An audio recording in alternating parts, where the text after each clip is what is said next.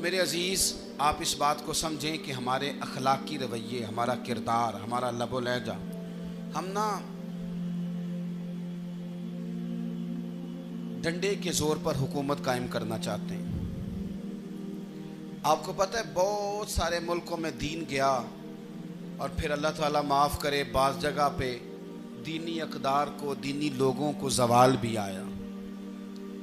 بر صغیر پاک و ہند میں دین آیا لیکن اللہ کے فضل سے زوال نہیں آیا اور کبھی آئے گا بھی نہیں،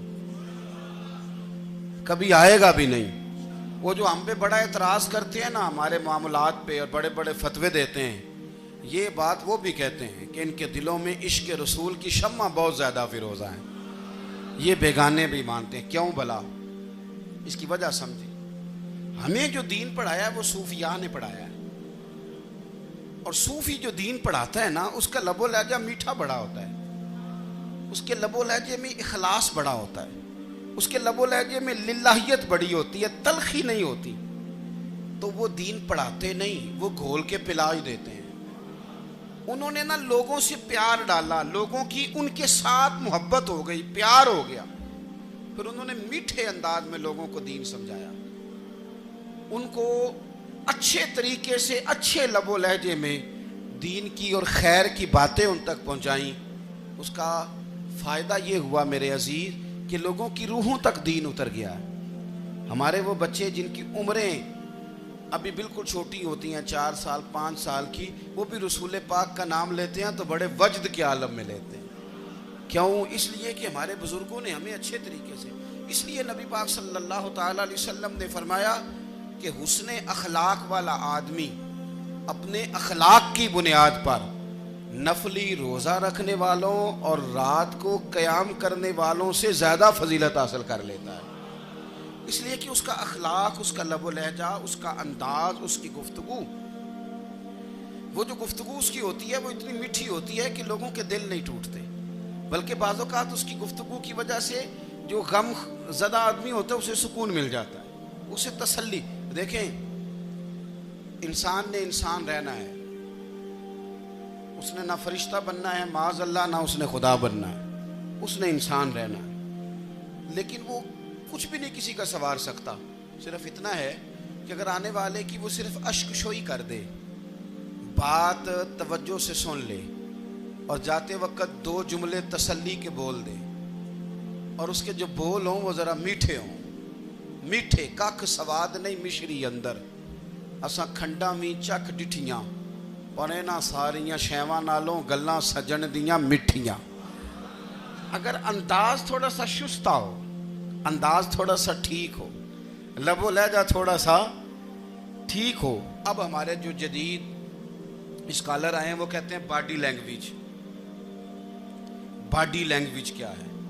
نہیں، آپ نے کچھ بھی نہیں کہا لیکن کسی بندے کی طرف دیکھ کے نا آپ تنزن ہنسے ہیں، صرف تکلیف ہوتی ہے کہ نہیں؟ تو آپ نے بات تو کی کوئی نہیں، اس کا مطلب ہے لفظوں کا نہیں، لہجوں کا بھی اثر ہوتا ہے، لہجوں کا بھی اثر ہوتا ہے۔ جو لہجے ہوتے ہیں یہ بڑے دیر پا ہوتے ہیں، ان کے اندر بڑی مسکراہٹ ہوتی ہے، ان کے اندر بڑا پیار ہوتا ہے، اور آپ ترشروح ہو کے جب کوئی کام کرتے ہیں، سخت ہو کے کوئی کام کرتے ہیں، تو پھر اس کے اندر حسن نہیں رہتا، خوبصورتی نہیں رہتی۔ نبی پاک علیہ السلام کا فرمان سنیں، میں بات کو سمیٹوں، کلیجہ ٹھنڈا کرتا ہے۔ حضور نے فرمایا قیامت کے دن میرے زیادہ قریب وہ لوگ ہوں گے جن کے اخلاق زیادہ اچھے ہوں گے، ان کو نہ ذرا نیڑے جگہ ملے گی، قرب میں ذرا جگہ ملے گی، قرب میں۔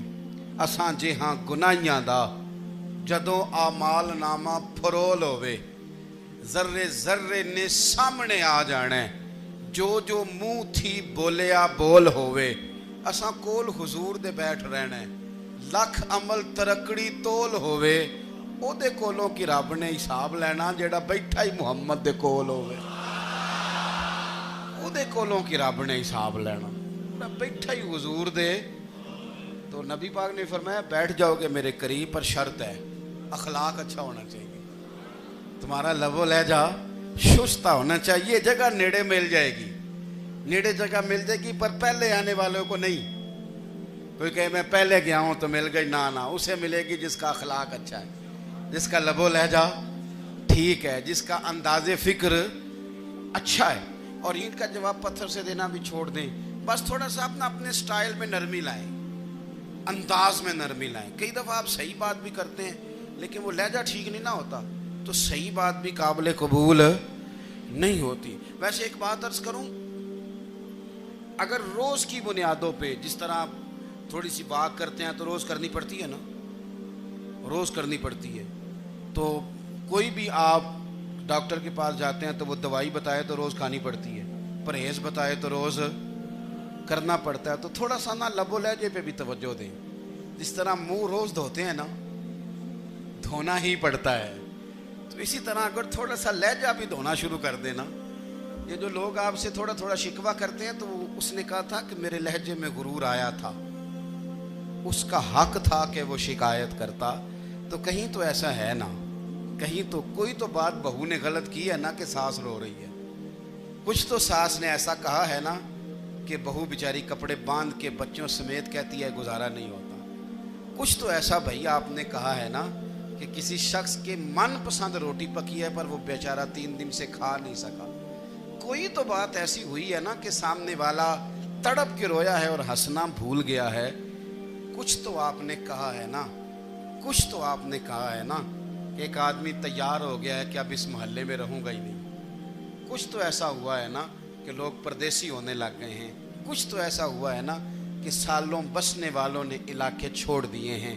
कुछ तो हम ऐसा तलक करते हैं कि हमारे अपने फिर ठान लेते हैं कि बस भाई आज के बाद तुझसे मिलना नहीं।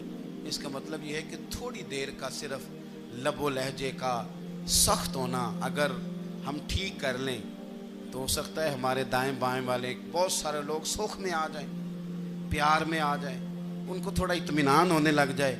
अपने लहजों पर, अपने उठने बैठने पर, मेल मिलाप पर थोड़ी तवज्जो दें, थोड़ा सा ख्याल करें। अल्लाह के हुजूर दुआ है मालिक करीम समझने की तौफीक अता फरमाए।